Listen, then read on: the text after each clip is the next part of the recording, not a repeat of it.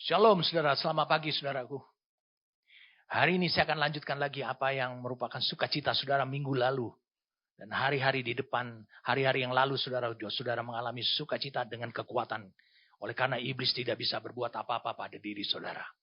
Mari saja kita sebelum saya memberikan pewahyuan, Tuhan menganugerahkan pewahyuan melalui hidup saya, melalui apa yang saya jelaskan kepada saudara. Dia juga akan membawa saudara kepada pengertian dan juga kepada hikmat. Mari saja kita untuk berdoa kepada Tuhan. Terlebih kami mengucap syukur kepadamu Tuhan. Karena Engkau tidak terbukti bahwa Engkau tidak pernah meninggalkan kami sendirian. Terima kasih untuk anugerah yang Kau berikan kepada kami.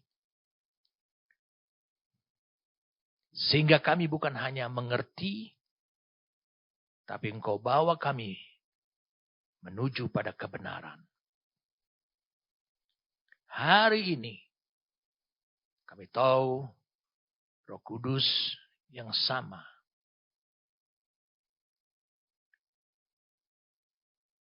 yang telah ada dan dahsyat pada saat penciptaan, pada saat pemulihan dunia ini, pada saat Yesus ada di dunia ini, bekerja di dalam dirinya. Roh Kudus yang sama yang telah membangkitkan Yesus dari kematian. Roh Kudus yang ini juga yang bekerja membawa firman yang hidup kepada diri kami. Terima kasih untuk pekerjaan Roh-Mu Tuhan. Terima kasih karena Engkau bukan hanya menyingkapkan, tetapi Engkau juga menganugerahkan dan menuntun kami kepada seluruh kebenaran. Sehingga firman itu seutuhnya menjadi diri kami. Terima kasih Bapa. Kami siap untuk mendengarkan dari Engkau. Demi nama Tuhan kami Yesus Kristus. Amin. Saudara tentu masih ingat apa yang saya sampaikan minggu lalu. Iblis tidak bisa berbuat apa-apa pada diri saudara. Rahasia atau misteri dari kehendak bebas yang Allah anugerahkan kepada diri saudara. Itu membawa saudara kepada suatu pengertian yang benar. Bahwa iblis bisa datang pada diri saudara. Iblis bisa datang dengan segala kekuatan dan segala kehebatan. Dengan segala strateginya. Tetapi dia hanya bisa mempengaruhi dirimu saja. Dengan mencobai saudara.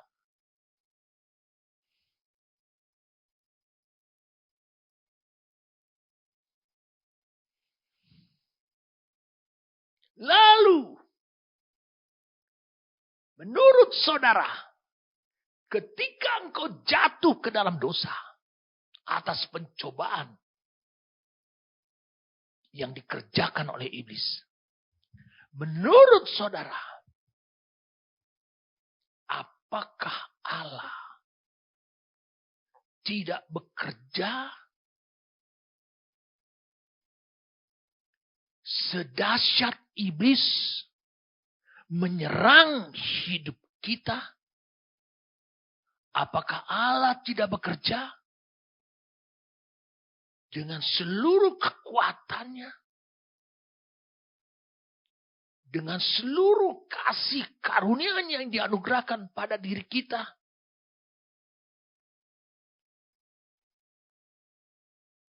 Sehingga engkau menyimpulkan, aku jatuh dalam dosa karena Allah tidak bekerja sedahsyat iblis menyerang aku. Hari ini itu akan jadi pewahyuan dan bukan lagi misteri. Saya berpegang teguh pada apa yang saya sudah sampaikan minggu lalu. Bahwa iblis tidak bisa berbuat apa-apa pada diri saudara meskipun dia membawa seluruh kekuatannya yang jahat itu. Dia membawa seluruh bala tentara malaikatnya yang setia dan taat kepada dia untuk memberontak kepada Allah. Dan seluruhnya itu dia bawa untuk menyerang hidup saudara. Saya mau beritahu pada saudaraku. Iblis tidak bisa berbuat apa-apa pada diri saudara.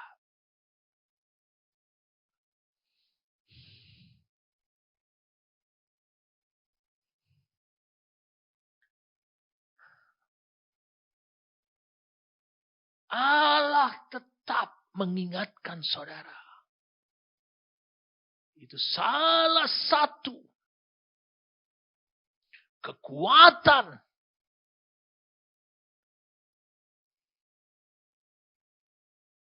yang Allah anugerahkan kepada saudara. Bahwa saudara telah memiliki suatu pengalaman di mana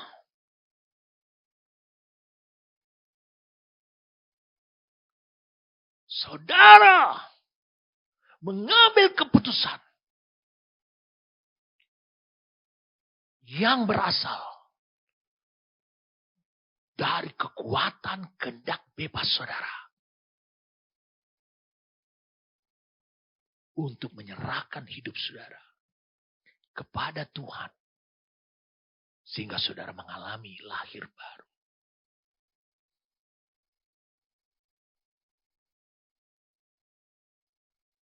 Kalau begitu hari ini, saya akan coba singkapkan kepada saudara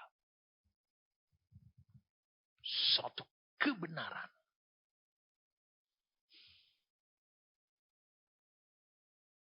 Mengapa? Meskipun saudara telah memiliki pengalaman dan terbukti bahwa iblis tidak bisa berbuat apa-apa pada diriku, pada diri saudara. Dan Allah telah menganugerahkan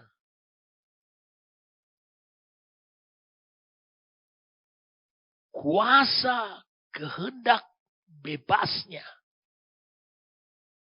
pada diriku yang tidak dikendalikan, yang tidak dalam kekuasaan iblis, yang tidak dikendalikan dan tidak dalam kuasanya Allah juga. Mengapa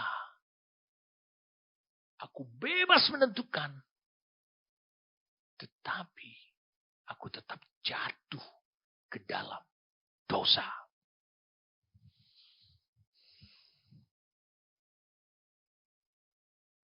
Perhatikan baik-baik.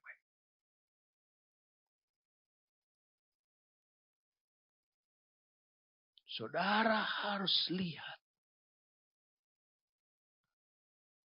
bahwa satu-satunya cara saudara saat ini melakukan dosa dan alasan mengapa saudara jatuh ke dalam dosa sebagai contoh adalah narkoba,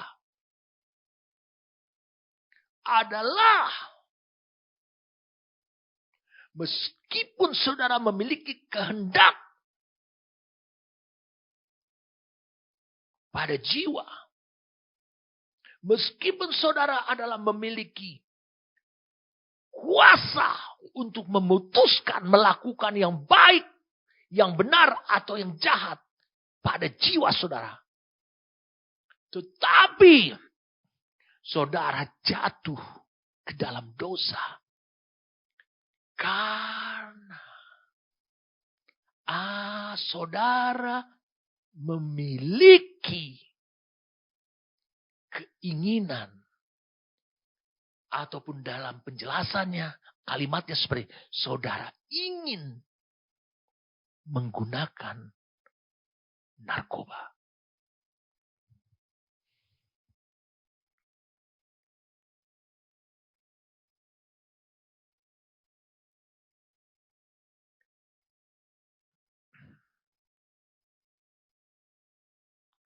Saya ingin saudara menyadari beda kehendak dengan keinginan. Walaupun orang menyebutnya sama, tapi saya mau supaya saudara bisa menerima pewahyuan yang saya sampaikan pada saudara. Saudara, sebagai makhluk Tuhan, dengan kehendak bebas. Dan saudara tahu bahwa saudara memiliki kuasa penuh. Tanpa bantuan Allah. Tanpa bantuan makhluk roh. Dan tanpa bantuan iblis. Saudara tahu.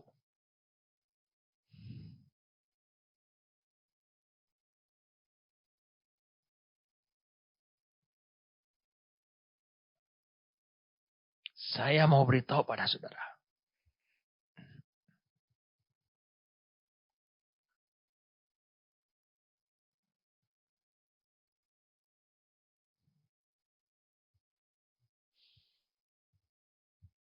Keinginan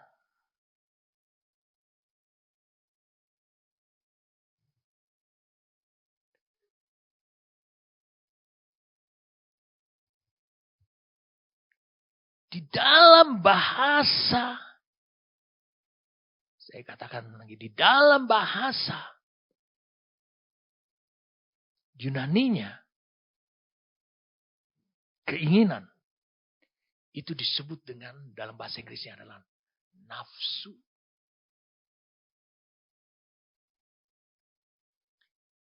G1939 itu digunakan kata epitumia, yang kadang-kadang diterjemahkan dengan kata lust, nafsu, tapi bisa juga adalah desire, keinginan.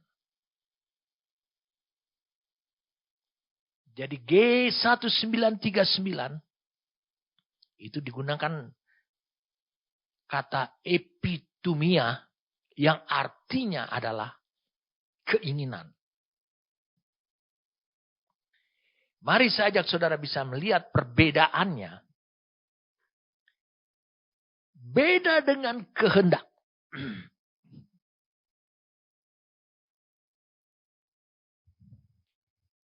Kehendak itu dengan kata G2307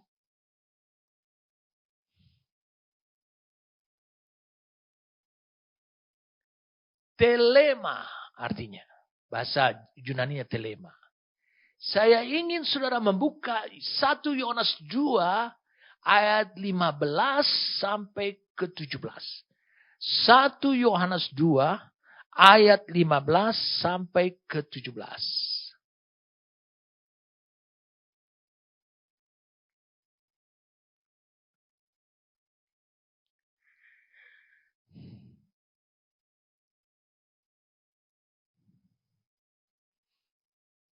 Janganlah kamu mengasihi dunia.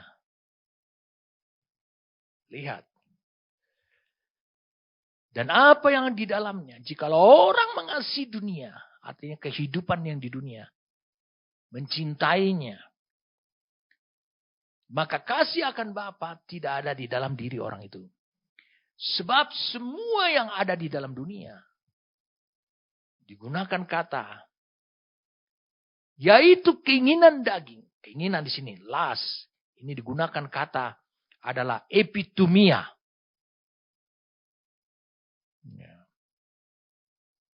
Epitumia. Dalam satu dictionary, dijelaskan tentang kata lust ini adalah keinginan yang keras. Mari kita baca. Keinginan daging dan keinginan mata serta keangkuhan hidup bukanlah berasal dari Bapa. Yang berasal dari Bapa apa nih? Itu bukan berasal dari Bapa, karena Bapa itu roh. Melainkan dari dunia. Berarti dari hal yang lebih kuat adalah karena elemen unsur natural. Itu menjadi keinginan. Nah, kita baca sekarang ayat 17-nya memberi jawab semuanya. Oh, keinginan. Semua keinginan. Dikatakan bahwa semua keinginan, semua epitomia, semua keinginan yang keras, yang kuat. Dan dunia ini sedang lenyap. Berarti dengan keinginannya yang tadi, keinginan dunia yang tadi. Keinginan daging, keinginan mata, dan keangkuhan hidup. Semua keinginan-keinginan sedang lenyap. Berarti lambat laun. Hilang. Kenapa? Karena elemen unsur-unsur dunia, unnatural itu tidak kekal. Lalu kemudian kita lihat. Tetapi orang yang melakukan kehendak Allah. Tetapi orang yang melakukan kehendak Allah. Tetap hidup selama-lamanya. Di sini digunakan melakukan kehendak Allah. Itu digunakan kata adalah telema. Di sini dikatakan adalah ini mengandung suatu keputusan, kedaulatan. Itu sebabnya beda kehendak, beda keinginan. Keinginan itu termasuk, itu lebih banyak mengandung unsur yang tidak seimbang antara unsur pikiran, perasaan, dengan unsur yang alamiah, yaitu tubuh. Dan Alkitab mengatakan bahwa itu akan segera lenyap. Tapi orang yang melakukan kehendak Allah, apa yang Allah maui, sehingga itu menjadi keputusan dia, menjadi tindakan menurut ayat ini. Dia akan memiliki hidup.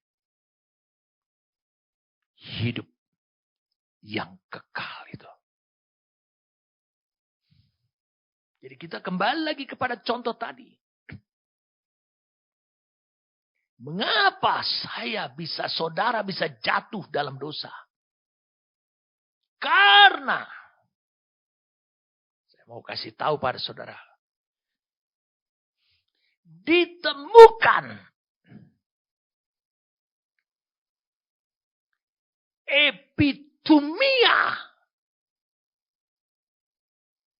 yang lebih memiliki kekuatan daripada ataupun unsur alamiahnya. Dan inilah yang menjadi pegangan bagi iblis. Alasan bagi iblis.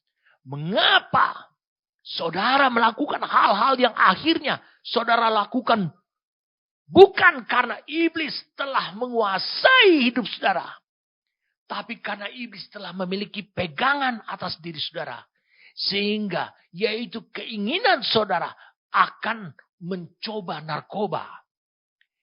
Jika saudara, dengarkan baik-baik, berdiri di posisi epitomia melawan serangan iblis, saudara akan kalah.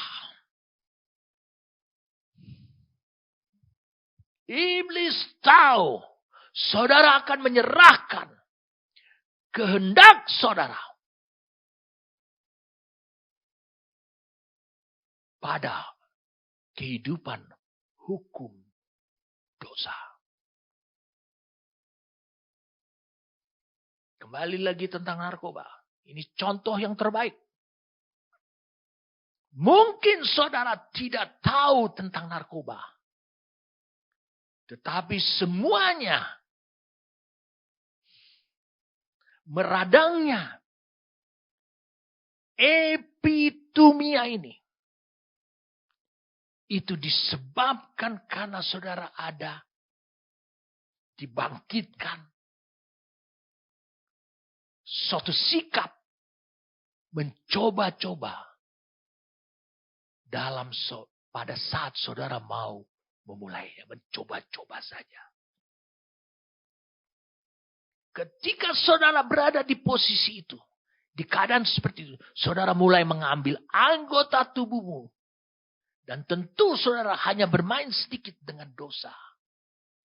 Bermain sedikit dengan moralitas. Bermain sedikit dengan hal-hal yang berbau seksual. Sedikit. Kemudian ketika saudara menyerahkan anggota tubuhmu itu, tiba-tiba tanpa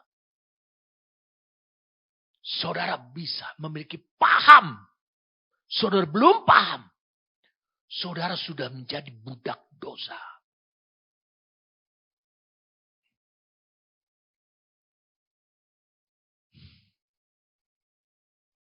Jadi saya mau beritahu.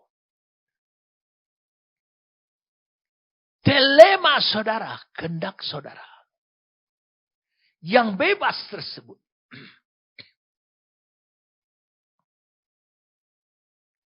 Memiliki kekuasaan.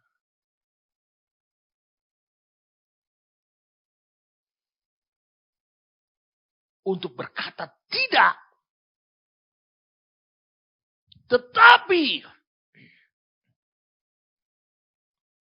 dia melihat bukan iblis. Dengarkan baik-baik.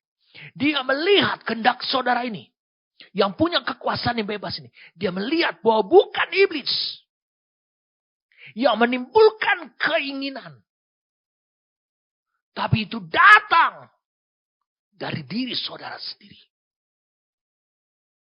Sehingga dia diperkuat. Dia dipengaruhi secara kuat.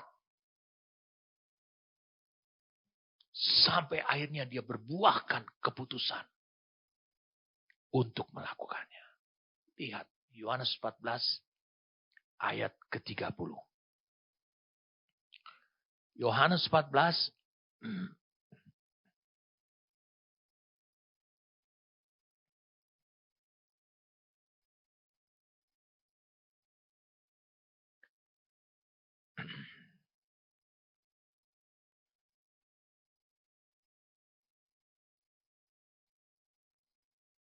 Yohanes 14 ayat yang ke-30.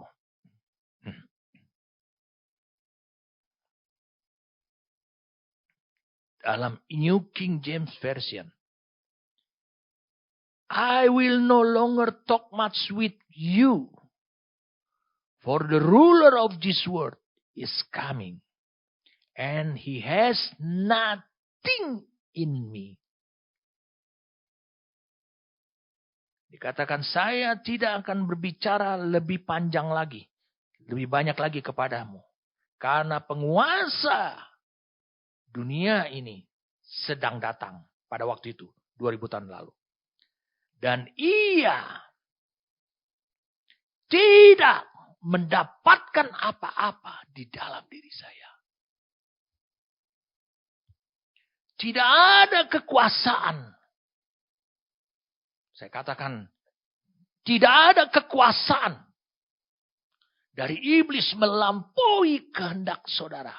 Kuasa kehendak saudara. Hanya Dengarkan saya. Kehendak saudara melakukan dosa itu oleh karena saudara memiliki keinginan yang sudah timbul di dalam dirimu. Itu yang dikatakan dalam 1 Yohanes 2 ayat 16. Keinginan daging, keinginan mata, keangkuhan hidup bukan berasal dari Bapa, melainkan dari dunia ini. Kenapa dari dunia ini ada dalam? Karena saudara menerbitkan sendiri rasa keinginan untuk mencoba. Saudara tidak mungkin menjadi pencandu rokok jika saudara tidak mempersembahkan dirimu kepada nikotin atau kepada tar. Meski saudara sudah mendengar bahayanya nikotin untuk tubuhmu. Sehingga rokok tersebut akhirnya saudara genggam terus menerus. Saya sudah sampaikan kepada saudara. Ketika roh saudara memiliki keinginan untuk mempersembahkan tubuh saudara. Saudara lihat pada Roma 6 ayat 13. Dan ayat 16 pada tayang. Mempersembahkan tubuh saudara. Hidup saudara kepada Tuhan. Dan saudara akhirnya berdoa. Itu karena kekuatan daripada kehendak saudara. Terima Tuhan Yesus. Saudara bisa lihat betapa dahsyatnya. Iblis tetap tidak bisa berbuat apa-apa. Masalah rokok, masalah narkoba. Akhirnya saudara menjadi budak. Sama juga dengan alkohol dan miras. Diawali sedikit demi sedikit. Akhirnya lebih banyak. Sebab apa? Keinginan dunia. Keinginan mata. Keangkuhan hidup. Keinginan daging. Itu yang berbicara. Mempengaruhi kehendak saudara.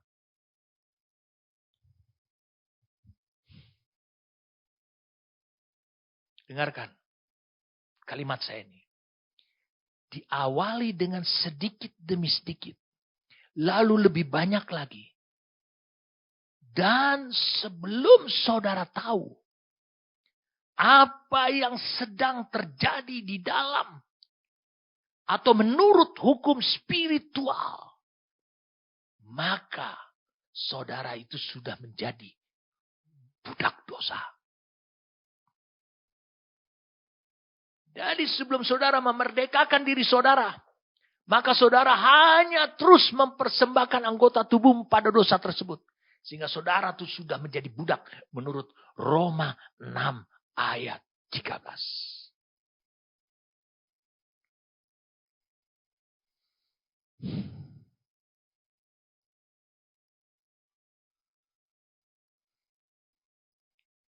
Saya mau berikan pada saudara supaya saudara lebih jelas. Di dunia ini ada dua kekuatan. Yang pertama adalah kekuatan baik, benar, atau kekuatan Allah yang berasal dari Allah. Yang kedua adalah kekuatan jahat. Atau kekuatan yang berasal dari setan. Jangan engkau berpikir bahwa ada 25 kekuatan. Ada 71 kekuatan. Ada 46 kekuatan.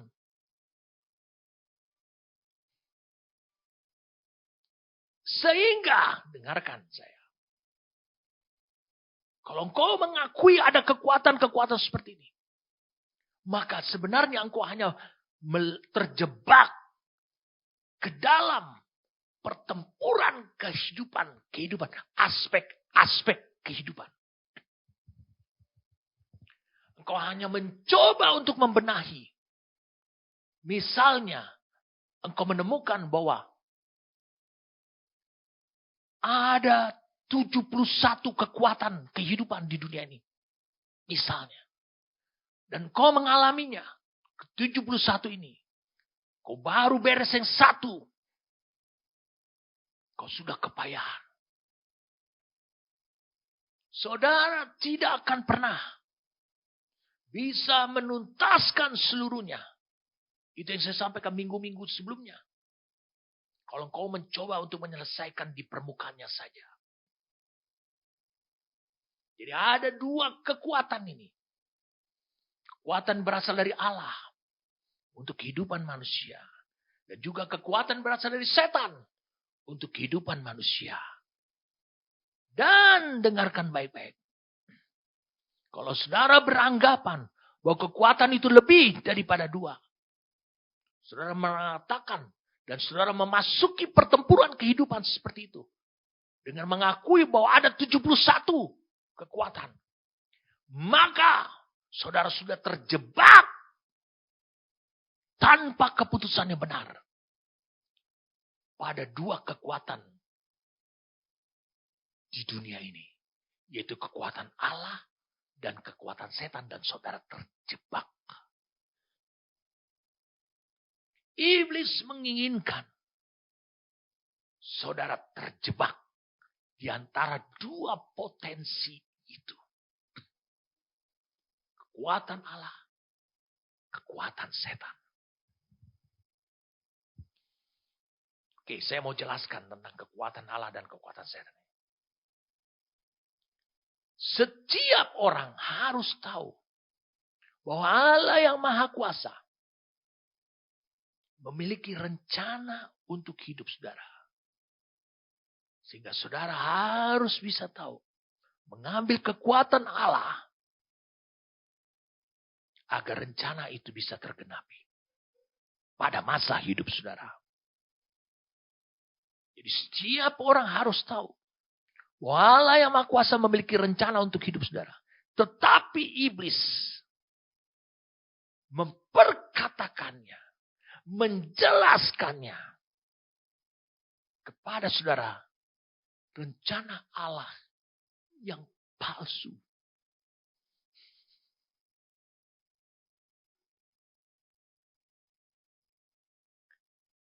Palsu. Kau harus memiliki kedalaman untuk mengetahui bahwa itu palsu. Kalau kau mencari benda palsu. Kau harus memiliki keilmuan, kemampuan untuk membedakan bahwa ini palsu. Jadi setiap orang harus tahu bahwa Allah yang Maha Kuasa memiliki rencana untuk hidup. Untuk hidup saudara. Tetapi iblis bersuara untuk memberikan yang palsu. Yang kedua, di Alkitab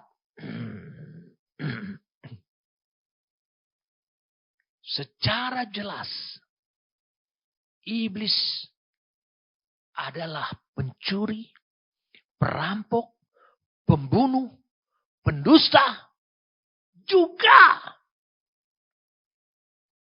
selain dia memberitakan rencana yang palsu kepada saudara, rencana Allah yang palsu, juga dia mempunyai rencana untuk hidup saudara.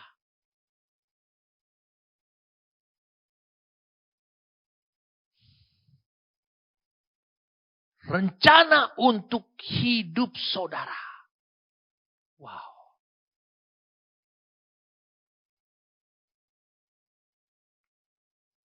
Dengarkan saya. Tujuan rencana iblis ini adalah membuat saudara percaya bahwa Allah tidak bermaksud seperti apa yang Allah katakan. Tidak bermaksud seperti apa yang Allah firmankan pada diri saudara. Inilah menjadi suatu kepercayaan yang sudah lama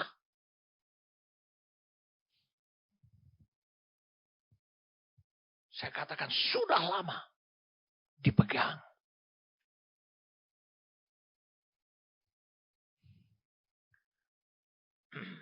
Saya mau beritahu pada saudara. Iblis menjelaskan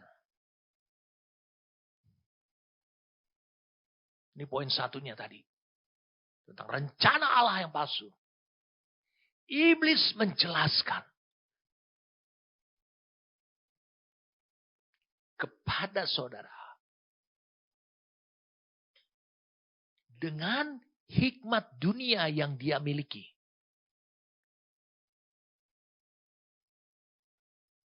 Bahwa salib dan darah Yesus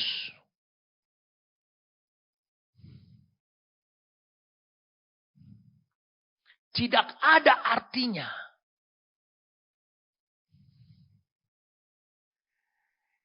dia akan menjelaskan bagaimana mungkin darah manusia bisa mengampuni dosamu. Dia mencoba untuk menguasai alam pikiranmu saja. Kemampuan kau berpikir. Kemampuan nalarmu saja. Ini yang dilakukan oleh iblis. Jadi orang sering terjebak. Saudara lihat, orang sering bergumul. Dan akhirnya orang percaya bahwa apa yang dikatakan oleh Allah. Pada hari engkau memakannya, pada hari itu mati. Iblis tunjukkan kepada iblis. Lihat, besok Adam tidak mati.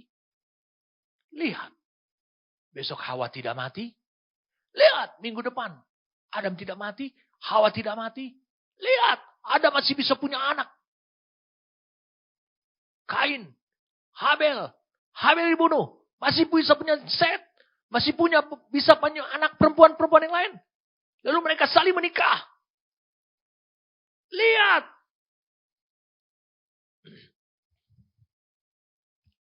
Ketika Allah berfirman. Itu kata iblis. Ketika Allah berfirman. Dia katakan sekali-kali kamu tidak akan mati.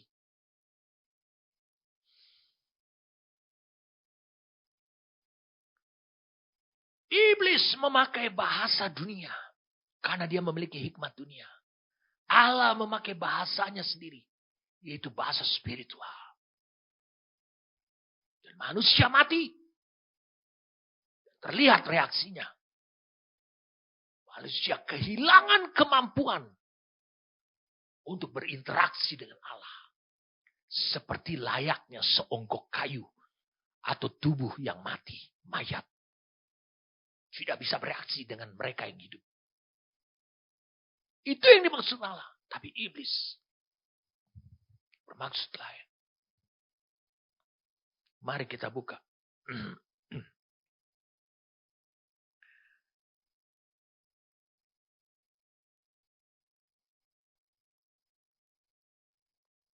Kita buka dalam Korintus.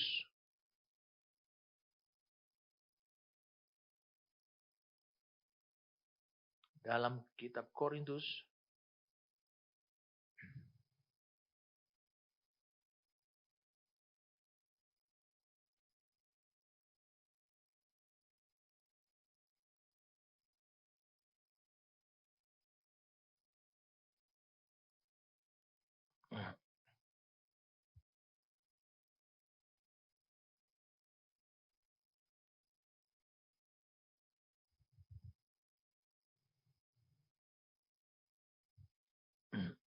Satu Korintus 1 ayat 20.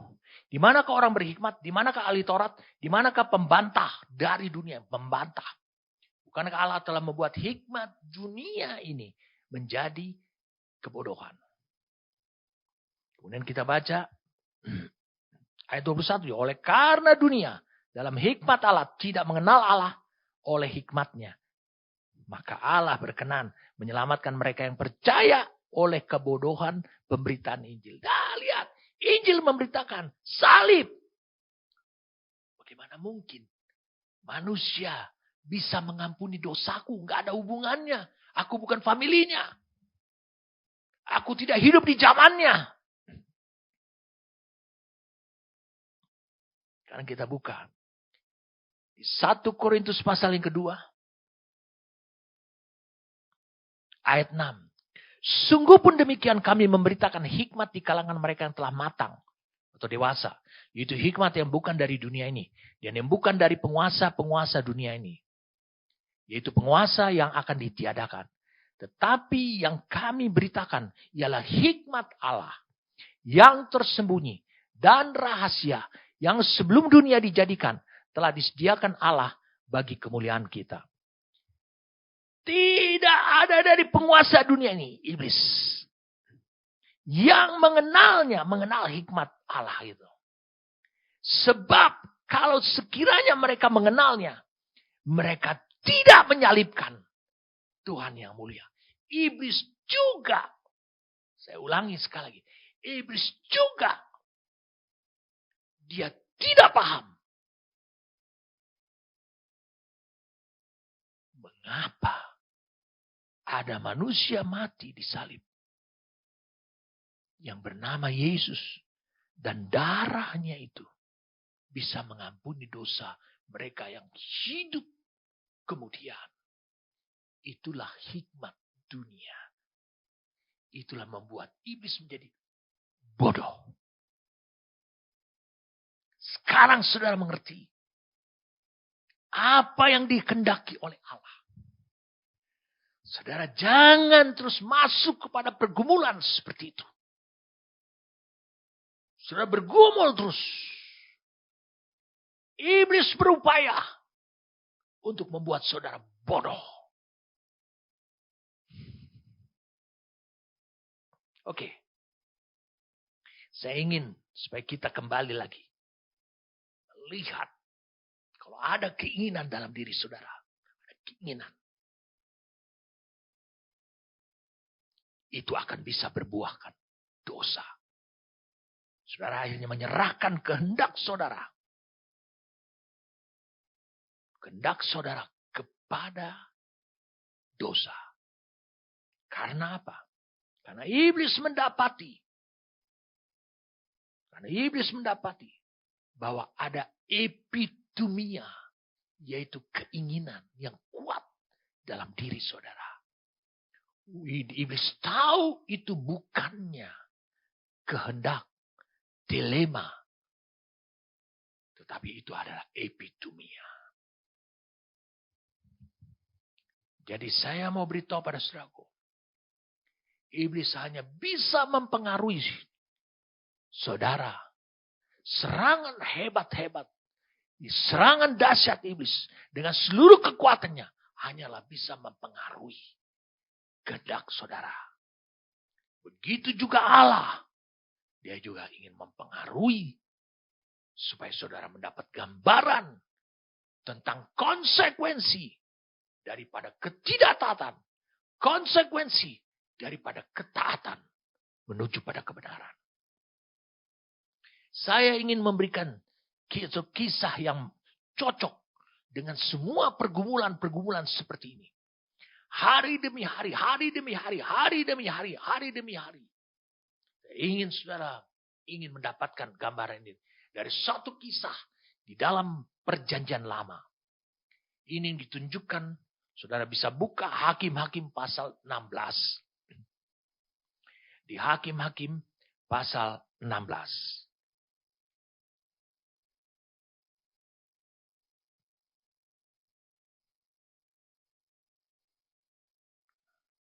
Ini cerita tentang Simpson. Dengarkan untuk mempersingkat cerita. Simpson ini dipanggil oleh Tuhan. Dan Allah punya rencana. Allah menentukan destininya Simpson. Itu adalah destiny rohaninya dia. Melalui hidupnya. Dengarkan saya. Daripada dua potensi yang saya sudah sebutkan atas. Allah yang Maha Kuasa itu punya rencana untuk hidup saudara. Tapi iblis memberikan yang palsu. Ketika saudara hidup di dunia ini, otomatis saudara berada di dalam suatu peperangan kehidupan yang sangat dahsyat. seperti Simson, Allah mempunyai rencana atas hidupnya Simson. Pertempuran yang dialami Simson itu diantara dua kekuatan, yaitu kekuatannya Allah, kekuatan yang baik benar, dan kekuatan yang jahat.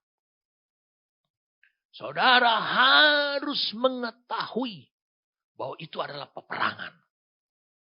Saudara harus bisa mengenali bahwa itu adalah peperangan. Lihat, Tuhan punya tujuan bagi Simson. Karena dia adalah seorang hakim. Dia duduk di tahta. Di Alkitab dikatakan, 20 tahun dia bertahta, duduk memerintah atas Israel. Tapi pada akhir hidupnya, dia ada dalam penggilingan gandum. Dengan mata yang buta.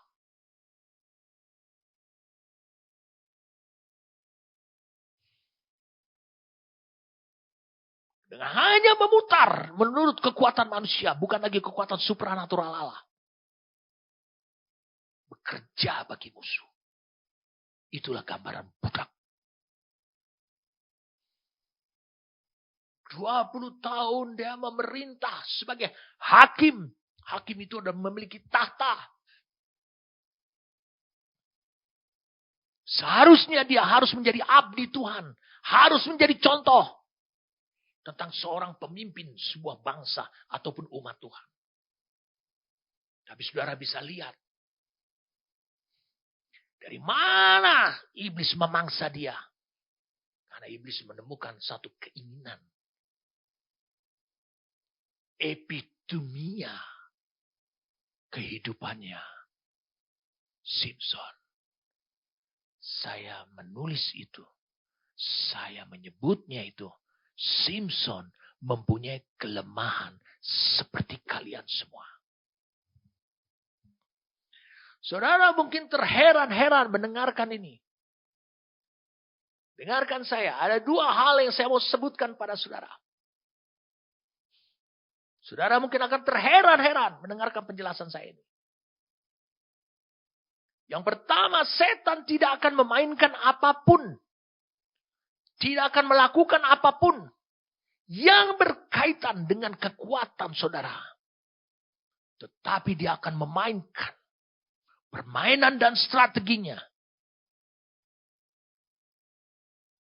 yang berkaitan, yang terhubung langsung dengan kelemahan saudara. Simson memiliki kelemahan. Yang kedua, setan tahu apa kelemahan saudara. Dan dia akan bermain. Akan menerapkan strategi. Kepada kelemahan saudara saja. Saudara tahu. Dari Hakim-Hakim pasal 14.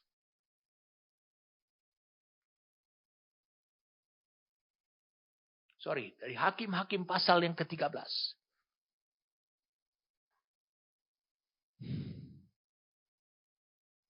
Kelemahan Simson sudah tersiar kepada musuh. Sudah diketahui oleh musuh. Kelemahan Simson adalah soal asusila atau soal seks. Bayangkan saja seorang hakim Allah yang cukup lama memerintah. Dia pernah tidur dengan wanita asing. Dan bahkan Simson berpikir, meskipun dia adalah seorang pemimpin bangsa Israel, tapi dia tidur dengan perempuan asing dan melakukan perzinahan. Iblis tahu itu kelemahannya. Tapi iblis tahu juga bahwa dia memiliki kekuatan yang luar biasa. Saudara mungkin tahu bahwa Tuhan itu luar biasa. Karena Tuhan tidak menghukum saudara ketika pertama kali saudara berbuat dosa lagi. Karena Allah memiliki sifat dasar adalah kasih. Sehingga mudah bagi Allah untuk mengampuni, untuk mengasihi. Bahkan Allah tidak pernah datang menghakimimu berkali-kali saat pertama kali kau melakukan dosa. Allah itu kasih. Sifat dasar dia kasih.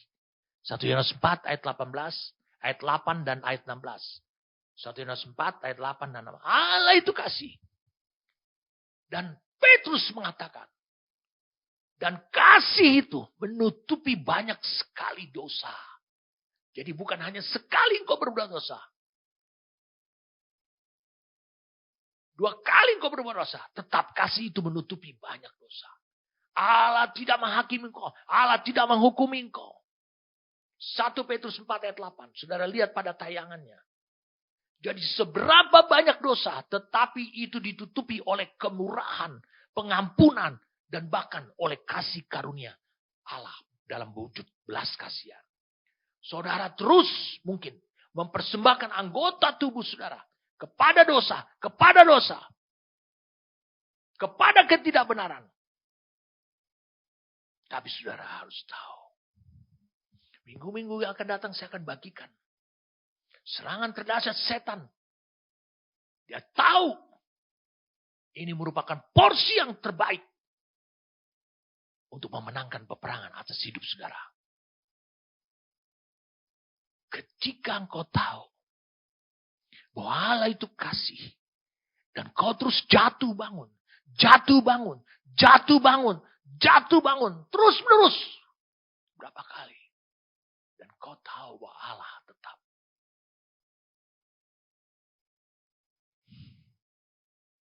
Tidak menghukumimu.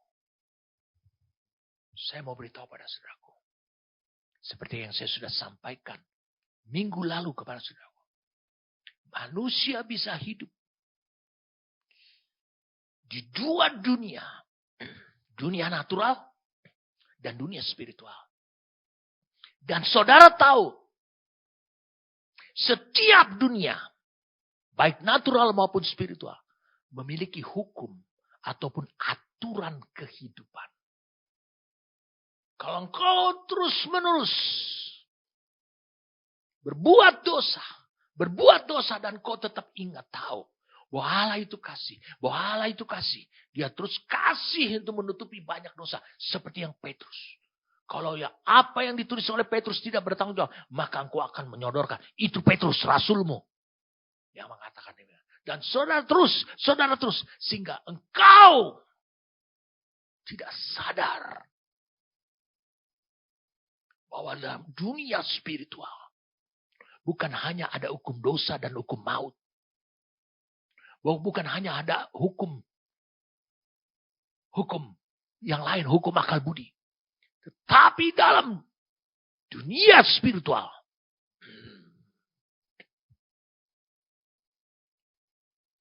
ada hukum spiritual. Ada hukum yang tidak engkau ketahui. Yang disebut dengan hukum tabur tuai.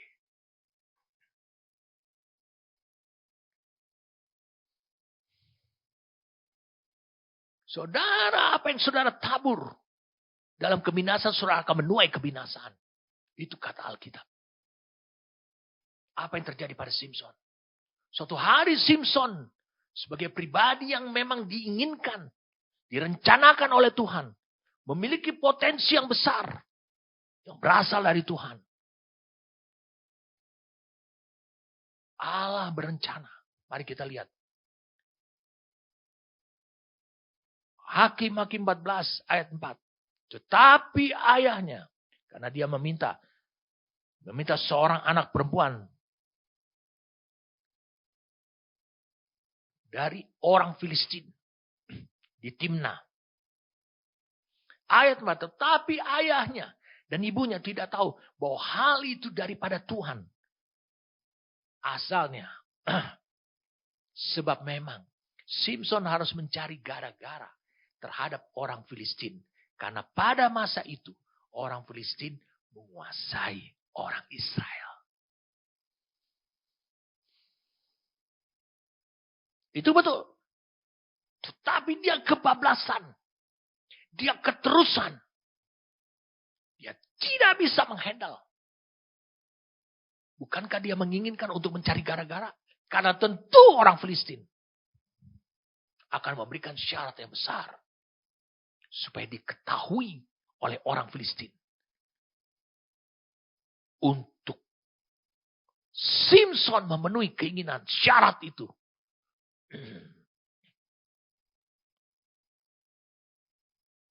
Allah termanifestasi dalam perbuatan supranatural melalui hidupnya.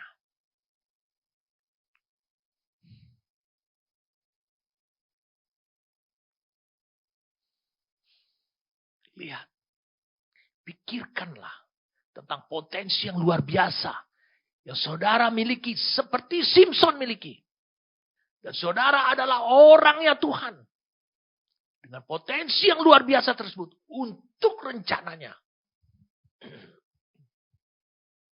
Kalaupun kau masuk ke medan peperangan.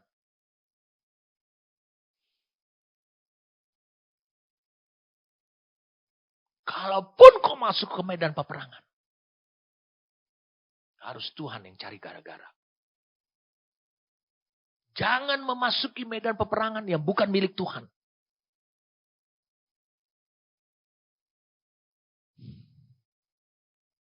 Kemudian kita lihat. Suatu hari dia menginginkan. Mari kita lihat sekarang.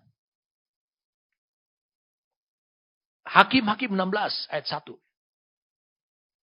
Pada suatu kali ketika Simson pergi ke Gaza, dilihatnya di sana seorang perempuan sundal lalu menghampiri dia. Ketika diberitahukan kepada orang-orang Gaza, Simson telah datang ke sini, maka mereka mengepung tempat itu dan siap menghadang dia semalam-malam. Malam itu di pintu gerbang kota, tapi semalam-malaman itu mereka tidak berbuat apa-apa karena pikirnya nanti pada waktu fajar kita akan membunuh dia. Dia dikepung. Tapi Simson tidur di situ sampai tengah malam. Pada waktu tengah malam bangunlah ia. Dipegangnya kedua daun pintu gerbang kota Gaza. Dan kedua tiang pintu dicabutnya lah semuanya beserta palangnya. Diletakkan di atas kedua bahunya.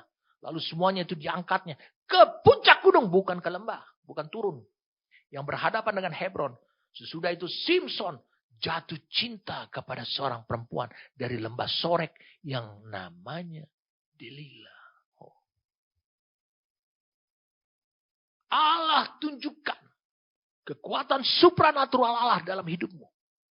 Tapi bukan berarti iblis berhenti memerangi hidup saudara. Saya sudah sampaikan kepada saudara di awal. Iblis akan datang. Meskipun dia tahu saudara adalah memiliki potensi yang besar. Tapi dia menemukan kelemahan saudara. Dan dia akan bermain dengan kelemahan. Selalu mulai dari Hakim-Hakim 14, 15, 16. Selalu perempuan. Itu adalah kelemahan. Suatu saat di Gaza. Musuh mengetahui potensi yang besar. Yang luar biasa dimiliki Simson dari Allah. Dia mengangkat pintu gerbang kota dengan bahunya. Lalu merobek singa dengan tangan kosong. Dia tahu. Di Hakim-Hakim 14. Dan menggunakan tulang rahang keledai. Membunuh 1.000 orang Filistin dengan tulang rahang keledai. Dan ketika dia kehausan. Hal-hal supranatural. Diketahui juga. Allah membelah batu. Allah yang membelah batu. Memberi minum Simson agar dia tidak mati kehausan. Sampai rencana Allah terwujud. Musuh tahu kekuatannya. Dan musuh tidak pernah menyentuh kekuatannya. Musuh melanjutkan dari hari ke hari serangannya kepada kelemahannya. Jadi meskipun Allah menunjukkan mujizat-mujizat supranatural kepada Simson. Dan potensi Allah yang ada pada Simson itu membuat dia luar biasa. Ketika Simpson pergi ke tempat musuh, yaitu kepada Delilah. Ini yang saya mau jelaskan pada saudara. Maka musuh ingin mengetahui rahasia kekuatan Simpson itu. Musuh ingin mengetahui rahasia kekuatan Simpson itu. Yang telah terbukti tersebut. Dengan merobek singa. Membunuh 1.000 orang Filistin. Dengan tulang rahang keledai. Dan bahkan yang akhirnya memanggul pintu gerbang kota. Akhirnya mereka mulai sepakat. Delilah adalah orang Filistin. Lalu mereka meminta supaya Delilah membujuk. Saya katakan membujuk Simpson. Saat dalam kelemahannya. Saat dalam kelemahan moralitasnya. Musuh memberikan instruksi kepada Delilah. Untuk terus bermain dengan kelemahannya dia. Tapi 3 kali. Menurut Alkitab. Simpson berbohong. Memberikan informasi kepada Delilah. Tentang rahasia kekuatannya. Saya mau beritahu pada saudaraku. Iblis selalu ragu. Terhadap rahasia kekuatan saudara. Iblis selalu ragu. Karena apa? Karena dia hanya memiliki hikmat dunia. Di dalam 1 Korintus 2. Ayat 6 sampai ayat 8 itu. Jelas dikatakan. Seandainya iblis mengenal hikmat Allah. Maka dia sekali-kali tidak akan menyalibkan Yesus. Sesuatu yang luar biasa.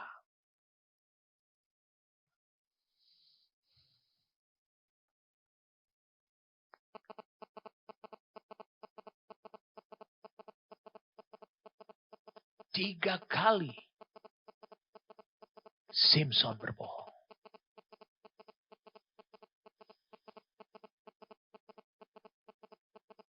Saudara bisa lihat. Bukankah karakteristik iblis adalah pembohong?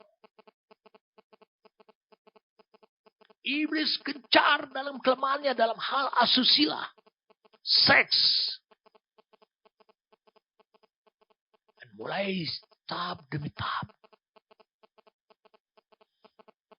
Mulai hidupnya Simpson dimulai dirontokkan.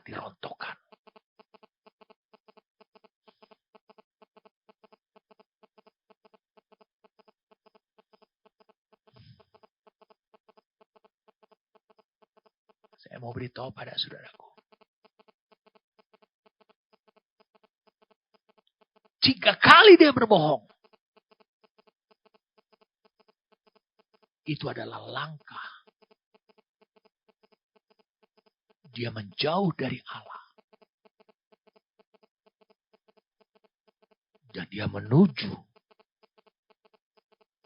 kepada tempat di mana suatu posisi di mana disebut adalah posisi menjadi budak iblis. Musuh dari hari ke hari tidak pernah mengurangi serangannya. Delilah terus mendesak tiap hari sehingga Simpson tertekan. Garis bawahi tertekan itu. Tanamkan dalam rohmu. Tertekan. Depresi. Seperti mau mati rasanya. Minggu yang akan datang atau kapanpun saya akan bagikan tentang hal ini. Itu strategi iblis. Menyerang pikiran. Maka dusta yang pertama dilanjutkan sampai dusta yang ketiga. Dan saudara tidak tahu konsekuensinya. Hukum yang berlaku. Saudara percaya atau tidak percaya. Hukum yang berlaku adalah saudara akan menjadi budak. Menurut Roma 6:13 sampai dan 16. Saudara tidak akan pergi begitu saja. Jika dosa sudah menemukan lubangnya pada hidup saudara. Saudara bisa melihat beberapa kali. Allah berikan kesempatan. Peluang kepada Simpson. Tapi untuk supaya Simpson mengakhiri ketidakbenaran dan dosanya. Tapi lihat bagaimana dosa bekerja pada Simpson. Lihat mulai dari dosa bohong. Mulai dari dosa asusila. Bohong. Simpson yang sudah terkurung. Saya katakan, sudah terkurung kehendaknya. Pada keinginan. Pada epitumia. Kehendaknya, telemanya. Sudah terkurung. Pada epitumia. Karena epitumianya bertubi-tubi kepada aling asusila. Sampai suatu ketika. Pikirannya. Keinginan tubuhnya. Sampai kepada suatu titik. Yang menempatkan Simpson pada titik tersebut. Dan ini juga bisa ini yang sering terjadi pada hidup kalian.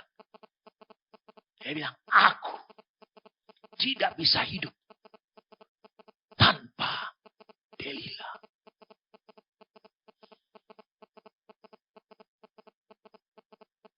Mari kita lihat sekarang.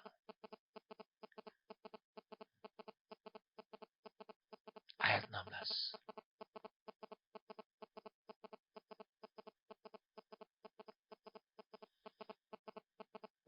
Hakim 16. Lalu setelah perempuan itu berhari-hari merengek-rengek. Kepadanya terus mendesak dia. Ia tidak dapat lagi menahan hati. Sehingga ia mau mati rasanya. Dengan kata lain. Aku gak bisa hidup tanpa Delila. Dan akhirnya dia bercerita. Di ayat selanjutnya dia ceritakan isi hatinya. Saudara lihat pada tayangannya ayat 17. Itu ayat yang paling penting.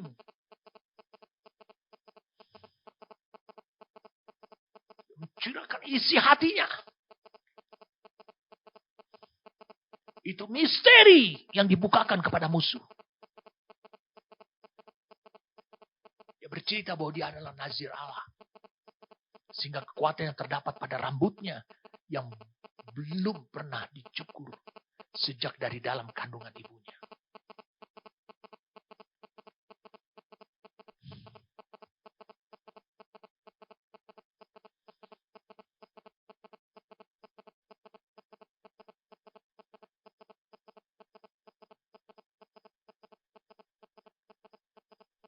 Ketika dia bercerita itu, dia tetap tidur dengan perempuan itu.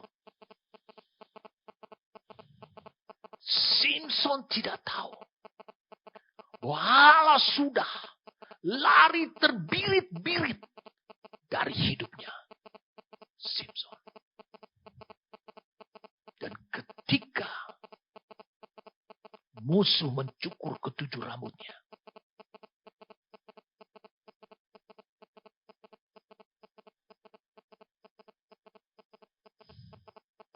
Mari saya ingin baca pada saudaraku. Ayat 19-nya. Sesudah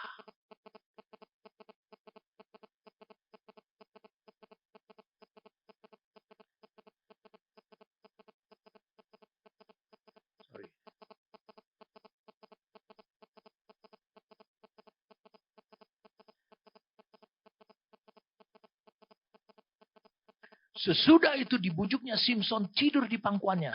Lalu dipanggilnya seorang dan disuruhnya mencukur ketujuh rambut jalinnya. Sehingga mulailah Simpson ditundukkan oleh perempuan itu. Bukan oleh musuh. Bukan oleh Filistin. Sebab kekuatannya telah lenyap daripadanya. Nah ini yang celakanya. Lalu berserulah perempuan itu ayat 20. Orang Filistin mendengar engkau Simpson. Maka terjagalah ia dari tidurnya. Serta katanya. Seperti yang sudah-sudah. Aku akan bebas. Dan akan meronta lepas. Tapi tidaklah diketahuinya. Wah. Ini yang iblis. Tapi tidaklah diketahuinya bahwa Tuhan telah meninggalkan dia.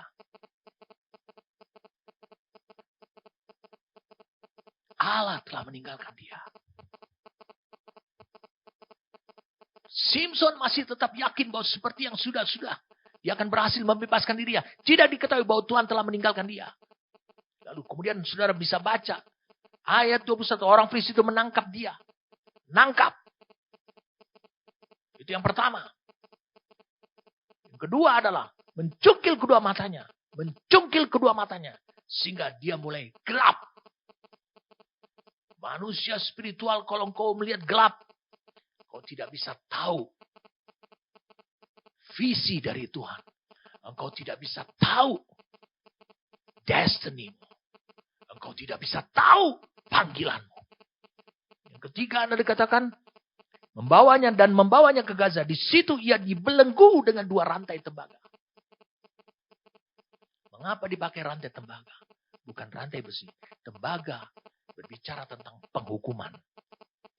Membelenggu dia dengan rantai tembaga. Iblis bukan hanya berjanji kalau engkau menjadi budaknya, engkau akan diberkati. Tapi juga akan menghukum engkau. Lalu kemudian dibelenggu dengan kedua rantai tembaga dan pekerjaannya di penjara ialah menggiling gandum. Jadi yang keempat, mempekerjakan saudara. Dengarkan saya. Bukan hanya mencungkil matamu, engkau tidak bisa lagi melihat hal-hal rohani. Itu akhir daripada peperangan yang dilakukan oleh si jahat. Bukan hanya menangkap engkau, menguasai engkau. Kau tidak bisa berbuat semaunya. Bahkan kau dicungkil mata, engkau gelap terhadap hal rohani. Dibelenggu, engkau dihukum. Dan yang keempat dikatakan, engkau dipekerjakan untuk menggiling gandum bagi musuh. Engkau akan melakukan hal-hal yang tidak sesuai dengan panggilan Tuhan. Ada banyak orang merasa dia tetap nyaman karena dia tidak melihat penghukuman Tuhan. Dia keluar dari gereja. Dia melakukan menurut motivasi dirinya. Dia tidak pernah mengerti peperangan rohani yang dahsyat dalam kehidupan. Sangat dahsyat. Tanpa belas kasihan daripada musuh. Allah juga harus membangkitkan spirit sama seperti kepada Simpson, kepada gerejanya. Membunuh 1000 orang Filistin dengan tulang rahang keledai. Kau harus tidak memiliki belas kasihan kepada iblis. Penyebab dosa. Penyebab perbudakan. Dosa kebohongan. Selalu menjanjikan. Banyak ketenaran, kegemerlapan, keberuntungan. Cahaya terang, kesenangan. Dan lain sebagainya. Itulah kepalsuan.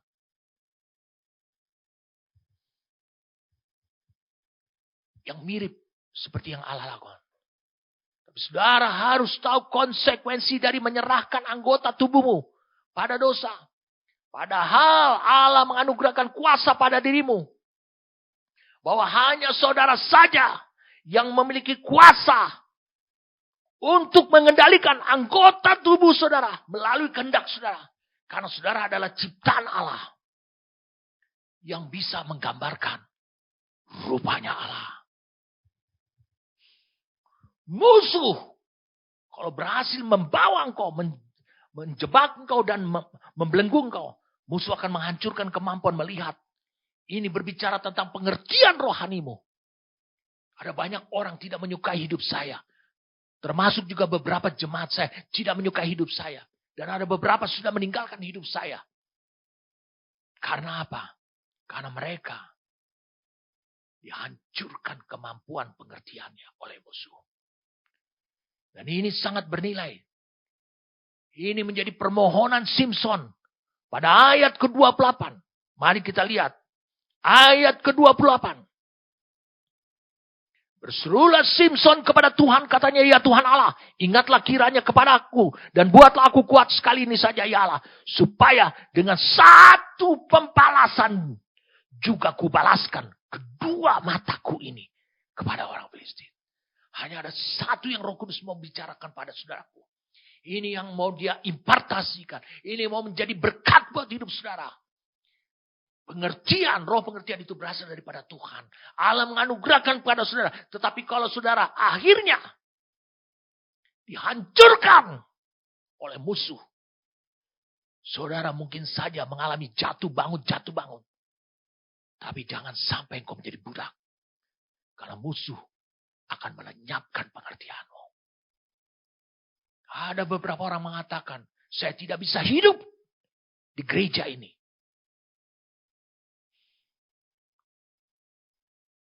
Saya katakan, silakan ambil keputusan. Mengapa? Saya sudah ajarkan pada saudara. Kuasa kehendak seseorang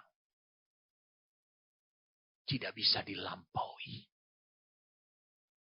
oleh kuasa Allah, kuasa iblis, dan kuasa saya sebagai bapa rohani maupun hambanya. Mata tragis sekali. Pengertian orang-orang yang lari dari Tuhan, lari dari kehidupan gereja adalah orang-orang yang pengertian buta. Simson berkata, aku mau membalaskan atas kedua mataku. Musuh membelenggu dia dengan rantai tembaga. Sehingga saudara tidak bisa berjalan maju. Tapi hanya berputar-putar sepanjang rantai. Hanya masalah ekonomi lagi. Ya. Papa Johnny bisa berkata gitu karena dia sudah kaya. Orang ini berpikir, saya jadi kaya karena saya seorang gembala gereja. Bukan. Allah membuat saya kaya karena Allah, dia punya alasan. Dan saya tahu alasannya.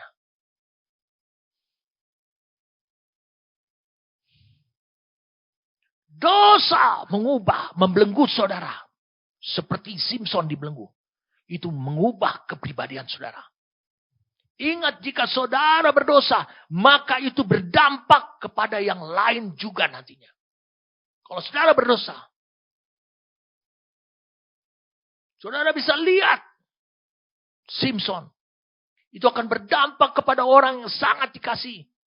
Yang memiliki hubungan yang tidak biasa-biasa. Memiliki hubungan spiritual. Coba lihat, bayangkan saudaraku. Betapa tragisnya Simson yang duduk di atas tahta. Simson yang berhasil membawa pintu gerbang kota Gaza di punggungnya. Yang membunuh 1.000 orang. Filistin dengan tulang rahang keledai. Orang Israel tidak tahu di mana Simson ditahan. Orang Israel tidak tahu. Itu dampak kepada orang-orang yang kau kasih. Kau jangan berpikir bahwa dosa yang kulakukan, pemberontakan yang kulakukan, kekalahan dalam perang terhadap iblis yang kualami, itu hanya berdampak buat diriku saya. Tidak, saudaraku.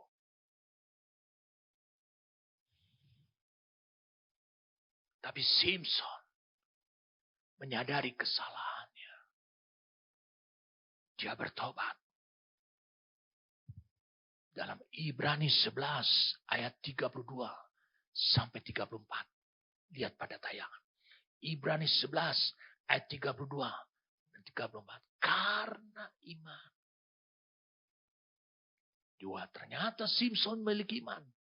Ini menunjukkan dia bertobat. Dalam Hakim-Hakim 16 ayat 28 sampai 30. Dia datang kepada Tuhan, dia bertobat. Dia memohon pada akhir hayat hidupnya. rencana Tuhan tercapai.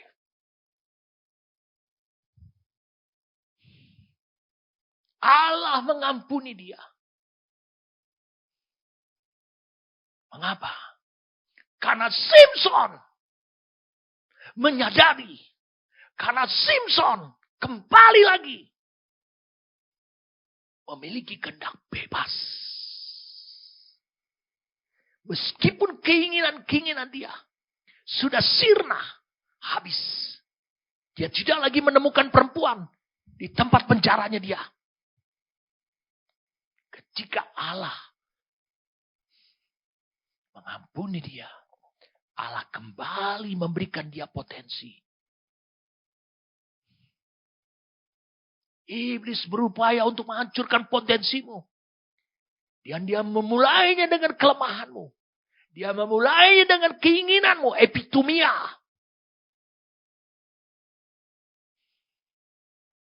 Tapi kehendak yang kau miliki, telema. Harus kembali kepada tatanan ciptaan Allah yang awal. Dia merdeka dari pengaruh kuasa, dari kekuatan kuasa Allah dan kekuatan kuasa iblis. Dengarkan saya sebelum kita berdoa. Allah berikan saudara potensi. Dan iblis berusaha untuk menghancurkan potensi tersebut. Bahkan menghancurkan perkenanan Allah pada hidup saudara. Sebagai anak Allah. Ketika Tuhan pulihkan saudara kembali lagi. Yaitu saudara agar mengembalikan saudara. Kepada tujuannya Allah. Maka ketika Allah pulihkan. Ketika saudara secara sadar mengambil keputusan. Maka kekuatan itu kembali lagi menemplak semua kekuatan setan yang sudah membelenggu hidup saudara. Ketika kehendakmu. Maka iblis kembali lagi kepada posisi semula. Tidak bisa berbuat apa-apa. Itu sebabnya nasihat saya. Jangan berdiri pada posisi epitumia. Keinginan yang kuat. Meskipun nampak rohani, jangan berdiri. Tetapi selalu engkau berada pada posisi di mana telemamu itu bebas. Dan kau harus mendengarkan apa yang dikatakan oleh Roh. Alkitab mengatakan Matius 26 ayat 1. Roh memang penurut. Dia menuruti apa yang kata Tuhan. Daging lemah. Ketika engkau dipulihkan. Dengarkan saya. Ketika engkau dipulihkan seperti Simpson. Engkau akan memenangkan pertempuran yang sengit tersebut. Apa bukti engkau memenangkan? Engkau akan kembali. Mencapai tujuan Allah. Destiny. Takdir. Yang sudah. Ditetapkan oleh Allah. Sebelum kau lahir. Allah akan mengembalikan kau kepada takdirmu yang semula. Dengan menghancurkan iblis. Dengan menghancurkan semua strateginya. Pekerjaan-pekerjaannya. Selama hidupmu. Amin. Kami berterima kasih padamu Tuhan. Untuk apa yang kau perkatakan kepada kami. Kau peringatkan kami Tuhan. Bukan kau kuasai kami. Kau tetap memposisikan kami. Sebagai makhluk dengan kehendak bebas. Terima kasih Tuhan. Untuk apa yang Tuhan telah perkatakan bagi kami. Saudara, Tuhan meminta. Supaya saudara mengulurkan tanganmu. Arahkan kepada saya. Supaya saya berdoa buat saudara. Saudara bisa melihat sekarang. Beberapa posisi yang berasal daripada iblis. Saya berdoa, saudaraku, supaya engkau terus-menerus meningkatkan kemampuanmu untuk engkau mendengarkan apa yang ada dari dalam rohmu. Kau tidak bersandar kepada fakta-fakta yang akhirnya menimbulkan keinginan yang kuat. Saya berdoa pada saat ini juga. Tuhan, saya berdoa kepada semua orang yang mengulurkan tangannya. Terima kasih firman-Mu memberikan contoh tentang Simson, Tuhan. Tapi kami bersyukur karena Engkau yang telah menetapkan dia. Sehingga dia juga berhasil mencapai destininya sampai garis akhirnya. Terima kasih Bapa. Terima kasih untuk potensi yang telah Engkau anugerahkan kepada mereka yang mengulurkan tangannya ini. Hamba berdoa pada saat ini juga Tuhan. Diberi anugerah pada mereka. Saat ini juga. Supaya mereka tahu. Di mana pertempuran itu berada. Di mana pertempuran itu sengit. Sehingga dengan potensi itu. Mereka bisa mengakhiri pertempuran tersebut. Dengan kemenangan. Dan mereka bisa menyelesaikan garis akhir. Mencapai garis akhir. Dengan potensi yang Tuhan anugerahkan kepada kami. Terima kasih untuk kasih karunia. Hamba berdoa pada saat ini juga. Semakin mereka diberikan hikmat. Untuk mereka menggunakan kasih karunia yang Tuhan telah anugerahkan kepada diri mereka. Hamba berdoa kepada mereka. Supaya mereka menyadari terus Tuhan. Melalui firman. Melalui kehidupan. Di dalam gereja. Di dalam rumah rohani mereka. Bahwa mereka ada di tempat yang aman. Bahwa mereka ada di tempat di mana Allah akan terus mengembalikan potensi mereka kepada sesuai dengan rencana-Mu Tuhan. Terima kasih Bapa. Kami bersyukur padamu. Saya mau berdoa juga supaya kepada kalian diimpartasikan kebenaran ini. Menjadi pengertian dan hikmat. Sehingga engkau memiliki kekuatan yang berasal daripada Allah. Terima kasih Bapa. Kami bersyukur padamu. Demi nama Tuhan kami Yesus Kristus. Amin.